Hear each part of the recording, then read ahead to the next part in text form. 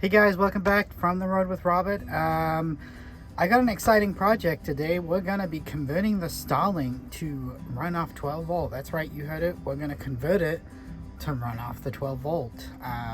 So waiting for these packages to come through.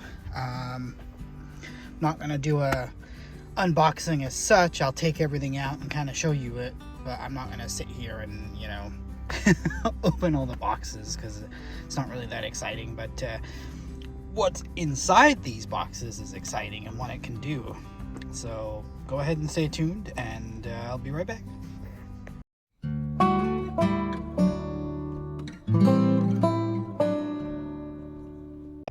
Alright guys, we are back with all the goodies here that I was talking about. I took them out of the boxes. So let me explain what we got here.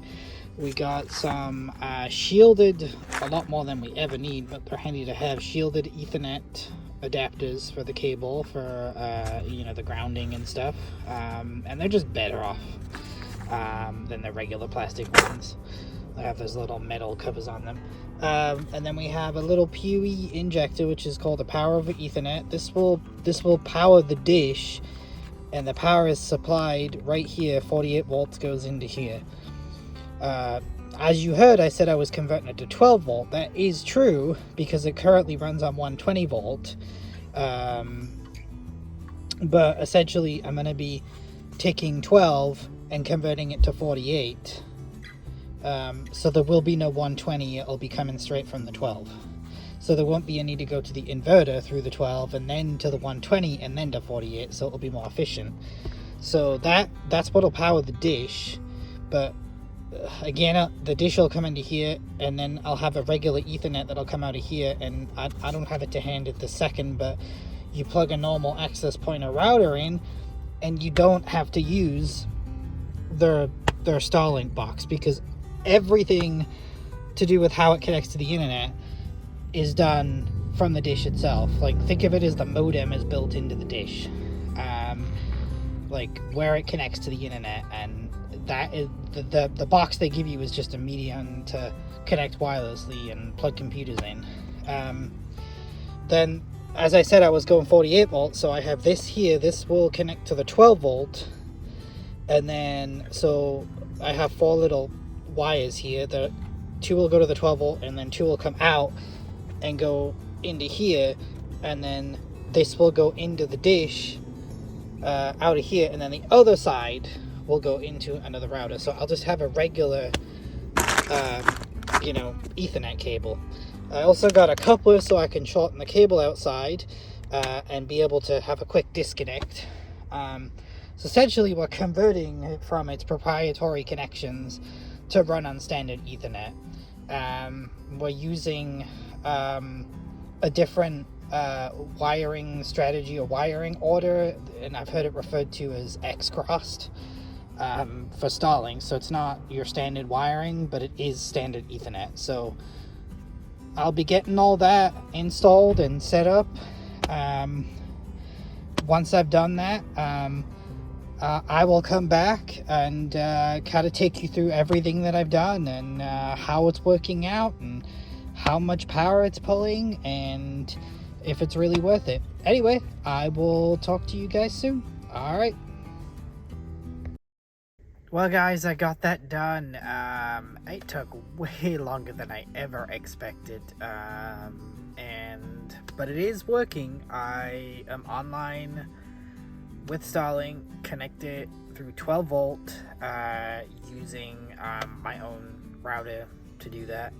I will, as it's dark, it's late, I'm gonna cut back in tomorrow and I'll take you through everything that I've done and how it all works, and so far what I'm thinking. All right. Well, hey guys, it's actually been a couple of days, well actually maybe even a little longer than that, since I installed everything. I just wanted to make sure that it worked well, everything was working good before I showed you guys what I did to make the Starlink work over 12 volt. So without further ado, let's take a look. All right. So as I said, I got a couple of pieces of equipment to make this happen. instead of using the Starlink router, which is sitting in the closet now, I'm actually using my own Ruckus AP/gateway. I actually have somebody else connected to this too. It puts out a better broadcast signal, and I'm able to connect a secondary one, so they're connected in what's called a mesh mode, I guess, which is where you can connect one or two together wirelessly. Anyway, so all the magic happens down here. So the cable comes in from the dish. It's not the most elegant, but this is it right here. As Kitty decided she wanted to be a part of the video too.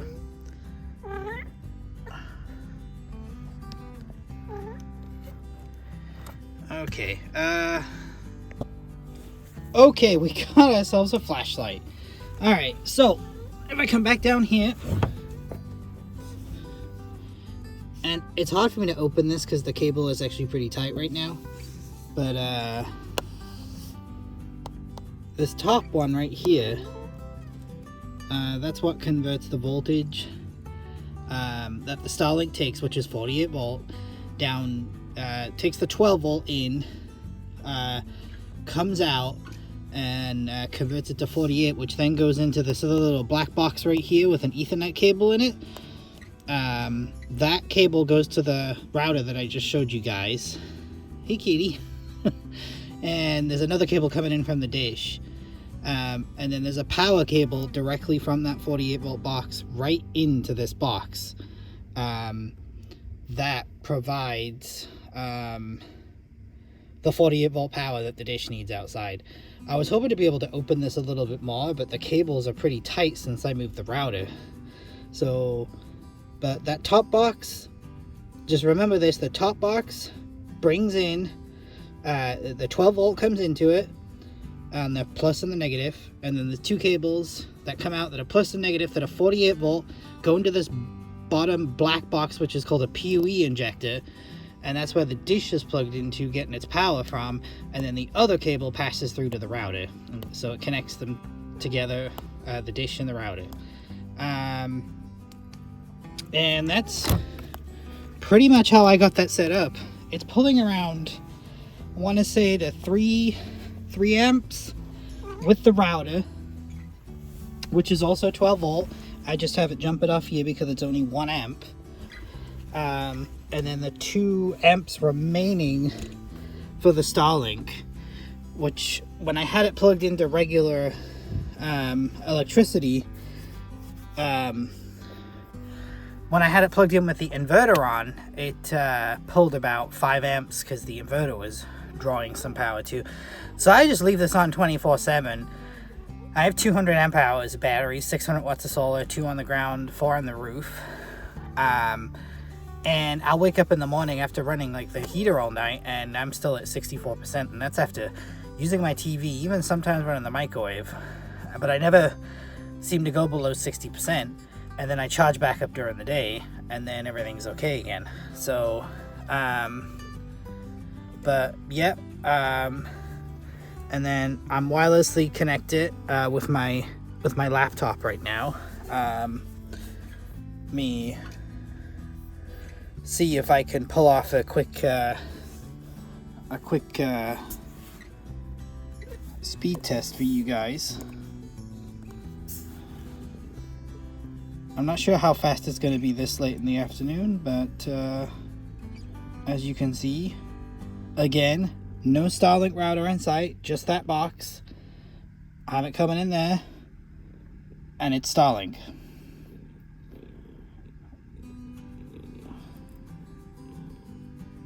And we're getting some pretty good speeds for this late in the afternoon. Anyway, and then what I still need to do, there's still like a mini project that I need to do in relation to this. Let me open this. We'll go outside. It's very windy out there though. Just a pre-warning.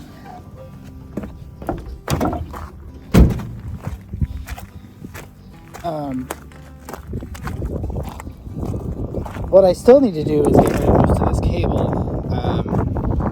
This is where that cable comes in I told you guys about. So my plan is to cut here and put like the barrel connector in here so that I can just plug the cables into each other. So all this cable that runs to the dish over here essentially goes away when I unplug it and I go to turn it off.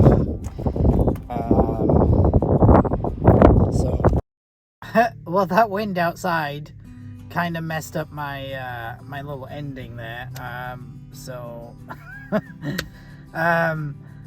What I was saying is I was going to try to put a link in the description of the different items that I used. Some of them I got off eBay. I don't know if they'll still be available, but I can put down briefly what you guys would need in order to do the same thing. And if I get a chance, I will take some pictures of the setup and then try to post those to the community section, and you'll be able to see exactly how I have it all plugged in and set up. But yeah, it's working great. The one caveat that I forgot to mention is I have to do, and I haven't done this yet, but you have to create what's called a static route. If you don't know what that is, go look it up. But a static route will allow you to be able to stow the dish without getting disconnected from it, because you're not using the Starlink router anymore. So it will send the command to the dish essentially to be able to fold the dish down still. I haven't done that yet. I still need to do that. But other than that, everything is working great. Not using their equipment, saving power, running it off 12 volt. Pretty amazing. Anyway, I will I guess I'll see you guys in the next video. I will leave you with a shot of the kitty here. She was really interested in being a part of the video a minute ago, and now she's staring out of the window. But I'll see you guys next time.